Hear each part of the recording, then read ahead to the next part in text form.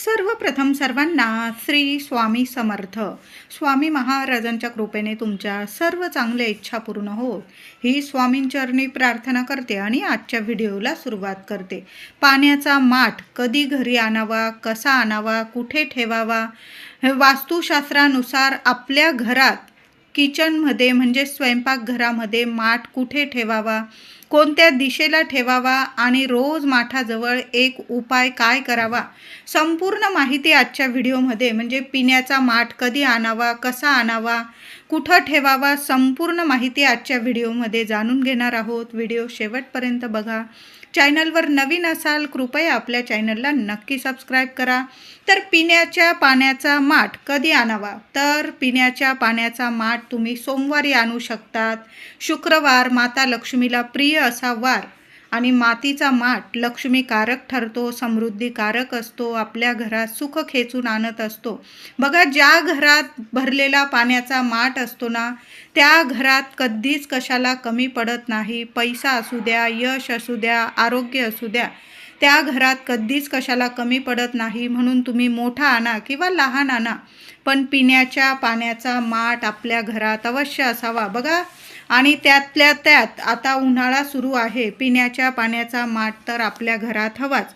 त्याचबरोबर सूर्यास्तानंतर अजिबात माठ घरी आणू नका. अगदी काही वेळा तर अगदी रात्र होते तेव्हा माठ घरी अजिबात आणू नका. ती माठ असेल किंवा केरसुनी, मीठ या गोष्टी कधीच रात्री आणत जाऊ नका. तुम्ही जर मानतात वास्तुशास्त्रानुसार तर या गोष्टी आवर्जून माना. माठ असेल, केरसुनी असेल, मीठ असेल, तुरटी असेल, या वस्तू आपल्या घरात रात्री कधीच आणत जाऊ नका. सूर्यास्त होण्याच्या आतच आपल्या घरात घेऊन या. आणि माठ तर आवर्जून सकाळी आणा, दुपारी आणा, पण संध्याकाळ होण्याच्या आत, दिवे लागण्याच्या आत आपल्या घरात माठ जरूर घेऊन या. आता माठ कोणत्या रंगाचा आणायचा, लाल रंगाचा की काळ्या रंगाचा? तुमच्या घरात आधीपासून ज्या रंगाचा माठ आणत असाल महिलांनो, दादांनो, त्याच रंगाचा माठ आणायचा आहे. आता तुम्हाला आधीपासून तुम्ही काळ्या रंगाचा माठ आणत असाल आणि आता लाल रंगाचा माठ घ्यायचा आहे तुम्हाला, तर आणू शकता तुम्ही. आधीपासून तुम्ही लाल रंगाचा माठ वापरत होतात आणि आता काळ्या रंगाचा माठ आणायचा आहे तुम्हाला, तर आणू शकता. गेरू लावलेला माठ अतिशय शुभ ठरतो. पांढरा, निळा, पिवळा माठ अजिबात आणू नका. बघा, बाजारात वेगवेगळ्या रंगाचे माठ मिळतात आपल्याला, ते घेऊ नका. तुम्ही जर मानतात वास्तुशास्त्र तर आवर्जून मानायचं आहे.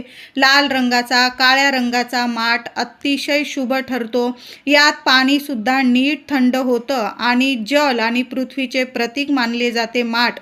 आपल्या हिंदू धर्मामध्ये जन्माला आल्यापासून, पाचवी पूजनापासून ते मेल्यानंतर मडकं फुटेपर्यंत हे मडकं काही आपली साथ सोडत नाही. म्हणून माठ आपल्या घरात माठ हवाच आणि आणायलाच हवा. म्हणून माठ तुम्ही सोमवारी घेऊन या किंवा शुक्रवारी किंवा तुम्हाला जेव्हा वेळ मिळेल शांततेत, फक्त सकाळपासून संध्याकाळपर्यंत आपल्या घरात माठ आणायचं आहे.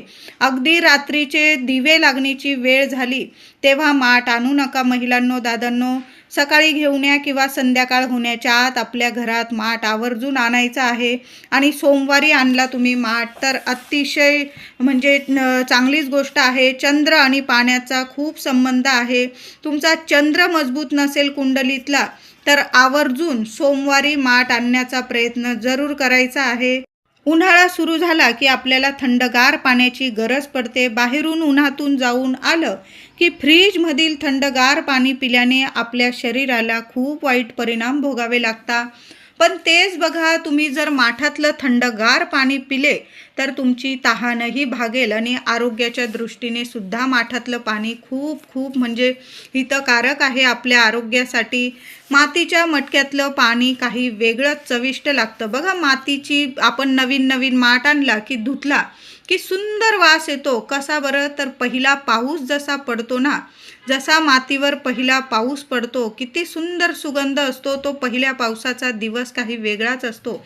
आणि जेव्हा आपण पहिला माठ घरी आणतो आणि तो धुतो स्वच्छ, त्यात पाणी भरतो, त्या पाण्याला सुगंध सुद्धा पहिल्या पावसाचा सुगंध असतो. किती सुंदर बघा. आणि त्यातलं थंडगार पाणी पिल्याने बघा आपल्या आरोग्याला किती हितकारक गोष्टी आहे या. म्हणून पिण्याच्या पाण्याचा माठ आवर्जून आपल्या घरात हवाच आणि नेहमी असायला हवा.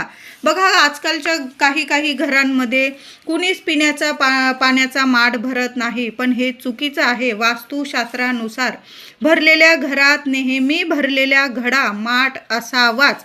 म्हणतात ना, भरलेला घडा आणि घरात पैशाचा धनाचा सडा. म्हणून माठ आवर्जून आणा. बघा लक्ष्मी प्राप्तीसाठी माठ आपल्या घरात भरलेला घडा माठ आवर्जून असावा.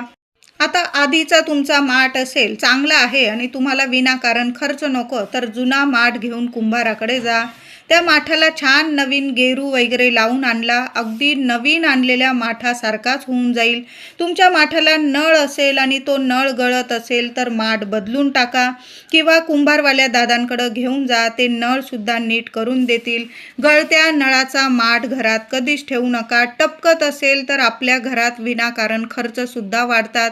म्हणून घरात विनाकारण खर्च नको असेल तुम्हाला, तर आवर्जून गळते नळ असेल माठाला तर ते बदलून टाकायचे आहे. किंवा तुम्ही नवीन माठ आणला आणि तुमचा माठ तुम्हाला टाकून द्यायचा नसेल, अगदी चांगला आहे. बघा काही वेळा तर 10-10, 15-15 वर्ष होतात पण माठ अगदी चांगले असतात. असे माठ टाकून द्यायचा खरंच जीव होत नाही. आपली लक्ष्मी असते ती. तर तुम्हाला नसेल टाकून द्यायचा तर कुंभारवाल्या दादांकडे घेऊन जा. काळा असेल लाल असेल छान असा गेरू वगैरे लावून देतील. नवीन सारखा तुम्हाला छान करून देतील. नळ गळका असेल त्याला नवीन नळ लावून आणा. बघा रोज भरलेल्या माठाजवळ महिलांनो एक उपाय करत जा. कितीही तुमच्या घरादाराला पितृदोष असेल तर आवर्जून हा उपाय करा. करून तर बघा खाली जाणार नाही. तर भरलेल्या माठाजवळ एक दिवा, संध्याकाळी दिवा लागणीला आपण देवघरात दिवा लावतो, तुळशी मातेजवळ दिवा लावतो, आपल्या मुख्य दाराशी एक दिवा लावतो. तर आवर्जून अगदी मातीची छोटीशी पंती घ्यायची आहे. मातीचीच घ्यायची आहे. मातीच्या माठाजवळ मातीचीच पंती लावायची आहे. एक दुहेरी वात घ्यायची. त्यात थोडंसं तेल टाका. तिळाचं असेल जे तुमच्याकडं तेल असेल, मोहरीचं तिळाचं जे तुम्ही देवांच्या दिव्यांसाठी तेल वापरताना ते तेल टाका थोड्या वेळ. आणि थोडंसं जरी टाकलं चालेल. आणि तो दिवा लावायचा आहे माठाजवळ. पण तो दिव्याची वात कुठं यायला हवी तर दक्षिण दिशेकडं. नमस्कार करावा दक्षिण दिशेकडं बघून आणि आपल्या पितृदेवांचं स्मरण करावं. रोज संध्याकाळी हा उपाय करून तर बघा, ही सेवा करून तर बघा. मोठ्यातले मोठे पितृदोषातून मुक्तता मिळते.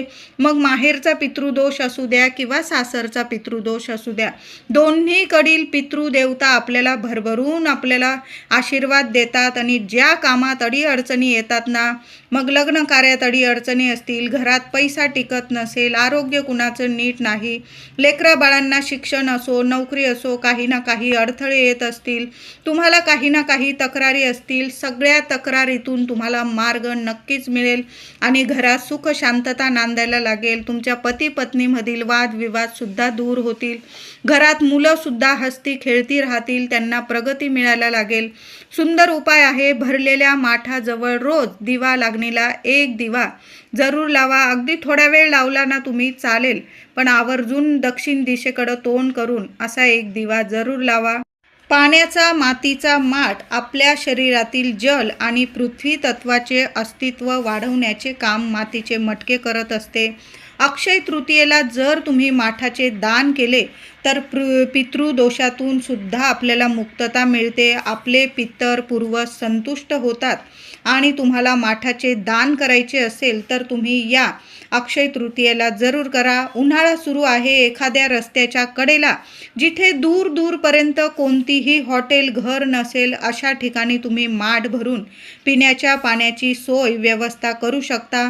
असे केल्याने सुद्धा खूप पुण्य मिळतं आपल्याला. आपले स्वामी समर्थ महाराज तुम्हाला इतके भरभरून देतील की तुम्हाला सांभाळायला 4 हात सुद्धा कमी पडतील. म्हणून या अक्षय तृतीय तृतीयेला एखादा माठ दान करता आला तुम्हाला तर आवर्जून करा. आता एखाद्या मंदिरात दान करता आला माठ तुम्हाला, तिथं करू शकता.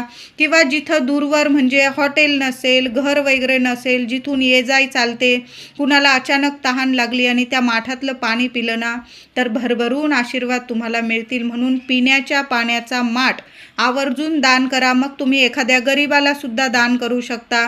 असं दान नाही करता आलं तुम्हाला, म्हणजे मंदिरात दान नाही करता आलं, एखाद्या रस्त्याच्या कडेला नाही ठेवता आलं, मंदिराबाहेर एखादा गरीब व्यक्ती असेल त्याला छोटा माठ जरी दान केला ना तरीही चालेल.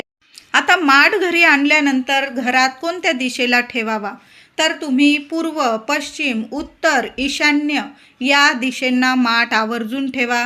दक्षिण दिशेकडं अजिबात माठ ठेवू नका. आणि जल आणि अग्नी एकत्र पण ठेवू नका. म्हणजे आपला गॅस असेल, किचन ओट्यावर जर तुम्ही माठ ठेवत असाल, तुम्हाला 2 ओटे असेल तर तुम्ही गॅसच्या त्या बाजूला जरी दुसऱ्या ओट्यावर जरी माठ ठेवला तरीही चालेल. आता सर्वांनाच 2 ओटे नसतील, मग काय करायचं महिलांनो, गॅसमध्ये आणि पिण्याच्या पाण्याच्या माठामध्ये अगदी थोडीशी गॅप राहील, एखादं भांडं बसेल तिथं, तर तशा पद्धतीने तुम्हाला माठ ठेवायचा आहे. आपलं गॅस आणि माठामध्ये थोडा का होईना अंतर ठेवायचं आहे. पूर्व, पश्चिम, उत्तर, ईशान्य या दिशेलाच माठ ठेवायचा आहे. दक्षिण दिशेकडं माठ ठेवू नका. आपण जेव्हा माठाजवळ दिवा लावतो ना त्या दिव्याचं तोंड, मुख आपलं दक्षिण दिशेला यायला हवं. अशा पद्धतीने आपल्याला माठ ठेवायचा आहे. तुम्ही काळ्या रंगाचा माठ आणू शकता, लाल रंगाचा, अतिशय शुभ ठरतो. बघा, जल आणि पृथ्वी यांचा अंश आपल्या शरीराला खूप उपयोगी आहे. म्हणून माठ आवर्जून आपल्या घरात आणायचाच आहे. आता नवीन घरात जाताना तुम्ही जर जुन्या घरातून नवीन घरात जात असाल तर जुन्या घरातला माठ अजिबात घेऊन जाऊ नका. नवीन घरात गेल्यावर नवीन माठ घ्यायचा आहे. जुन्या घरातला माठ तिथंच सोडून द्यायचा आहे. आता तुमचा माठ तडा वगैरे गेला, खराब झाला तर मुद्दामून तो माठ फोडत बसू नका. माठ खराब झाला असेल तर कचरा कुंडीत सुद्धा टाकून देऊ नका. तो माठ उचलायचा, एखाद्या झाड असेल किंवा माती असेल तुमच्या घराच्या बाहेर वगैरे तिथं ठेवून द्या. आपोआप मातीत माती मिसळून जाईल.